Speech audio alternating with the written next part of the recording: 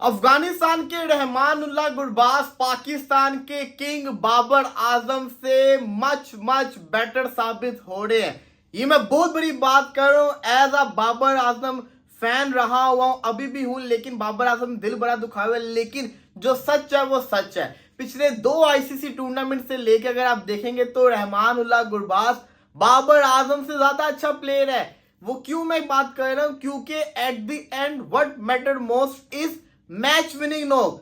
कौन सा खिलाड़ी मैच विनिंग परफॉर्मेंस करके दिखा रहा है। नीचे आपको स्टैट्स नजर आ रहे होंगे, ये है इस वर्ल्ड कप के स्टैट्स, जिसके अंदर रहमानुल्लाह गुरबाज के रन देखें, बाबर आजम के देखें। एक तरफ 238 है और एक तरफ 122 है। और मजे की चीज आपको बताऊं, पाकिस्तान की तरफ से 122 रन सबसे ज्यादा रन है इस आईसीसी वर्ल्ड कप के अंदर। सबसे ज्यादा रन ही 122 है। इससे आप अंदाजा लगाओ। मजे की चीज ये है कि इस पूरे वर्ल्ड कप के अंदर पाकिस्तान के हर बल्लेबाज की बारी आई है, उसके बावजूद ये लोग रन नहीं कर पाए। तो बाबर ने तो 122 बड़े कम रन किए इस वर्ल्ड कप के अंदर, लेकिन वो भी सबसे ज्यादा है। रिजवान 110 के ऊपर है। लेकिन मैं क्यों बार बार कह रहा हूं कि रहमानुल्लाह गुरबाज बेटर देन बाबर आजम, इसलिए क्योंकि एट द एंड मैटर क्या करता है कि वर्ल्ड कप में परफॉर्मेंस कौन दिखा रहा है। रहमानुल्लाह गुरबाज का ये कोई पहला वर्ल्ड कप नहीं है।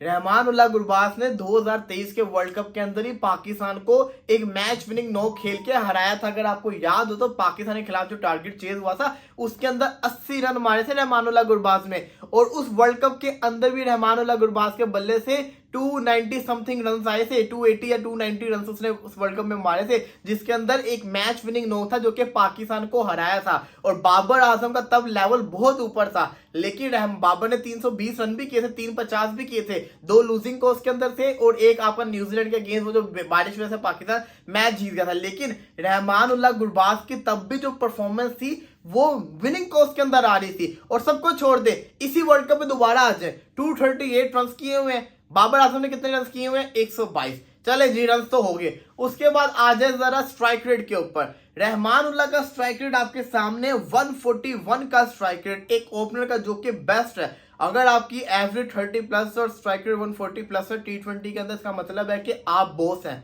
आप बॉस हैं, फिर आपका मुकाबला नहीं है। और बाबर का 101 का स्ट्राइक रेट। अब यहां पे जिसको कहते हैं ना, बड़े सवाल उठते हैं। चले मान लिया स्ट्राइक रेट कम था, न्यूयॉर्क की पिचेस बड़ी खतरनाक थी, मान लिया, ये भी मान लिया हमने कि न्यूयॉर्क की पिच बड़ी खतरनाक थी। एवरेज के ऊपर आ जाए, बाबर की एवरेज फिर भी जिसको कहते हैं ना 40 की है, रहमान की 39 की है। सिक्सेस के ऊपर आ जाए, रहमानुल्लाह गुरबाज ने इस वर्ल्ड कप के अंदर second most number of sixes मारे हैं। नंबर 1 पे निकोलस पूरन 17 छक्कों के साथ, नंबर 2 के ऊपर आ रहे हैं रहमानुल्लाह गुरबाज, जिसने कितने छक्के मारे हैं?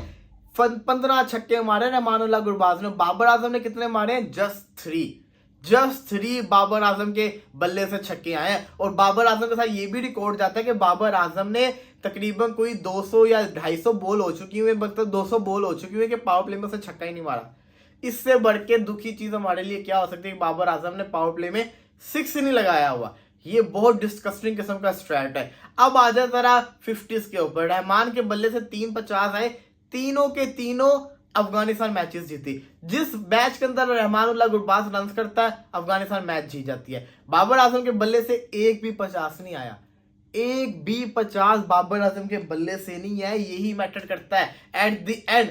क्यों मैंने कहा रहमानुल्लाह गुरबाज बाबर आजम से बेटर है? वो इसलिए इस वक्त हुआ है वो बेटर, पहले नहीं था, अब हुआ है वो बेटर इसलिए कि उसने अगेंस्ट न्यूजीलैंड परफॉर्मेंस करके दिखाई अपनी टीम को। वो मैच जितवा जो किसी ने सोचा भी नहीं था। अगेंस्ट ऑस्ट्रेलिया उसने परफॉर्मेंस करके दिखाई अपनी टीम को, वो मैच जितवा किसी ने सोचा भी नहीं था। अगेंस्ट पाकिस्तान 2023 उसने वो परफॉर्मेंस करके दिखाई, किसी ने सोचा भी नहीं था। तो हर बड़ी टीम को हराने के अंदर रहमानुल्लाह गुरबाज का एक हाथ होता है। तभी तो कहते हैं, जब हम कहते हैं ना विराट कोहली, जो रूट, केन विलियमसन का नाम लेते हैं, स्टीव स्मिथ का, इनका क्यों नाम लेते हैं? क्योंकि बड़ी टीमों के अगेंस्ट परफॉर्मेंस करते होते हैं। रहमानुल्लाह गुरबाज ने बड़ी टीमों के अगेंस्ट परफॉर्मेंस करके दिखाई और अपनी टीम को मैचेस जितवाए हैं। जब हिस्ट्री लिखी जाएगी ना, हिस्ट्री अब क्रिएट तो हो गई है, उसके अंदर लिखा जाएगा कि अफगानिस्तान ने कैसे हराया, तो सबसे ऊपर रहमानुल्लाह गुरबाज का नाम आएगा।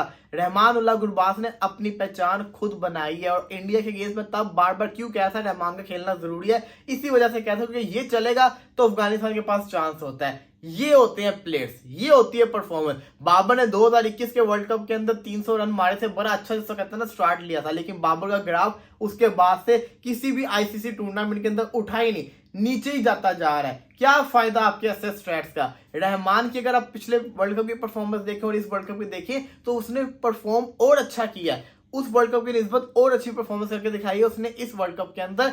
ये मैटर करता होता है कि आपको बड़े टूर्नामेंट्स मिले, आप परफॉर्मेंस करके दिखाएं। अफगानिस्तान ने ऑस्ट्रेलिया को हराया, ऑस्ट्रेलिया जिसको कहते हैं ट्रबल के अंदर आ गई, साथ ही साथ इंडिया भी ट्रबल के अंदर आ गई है।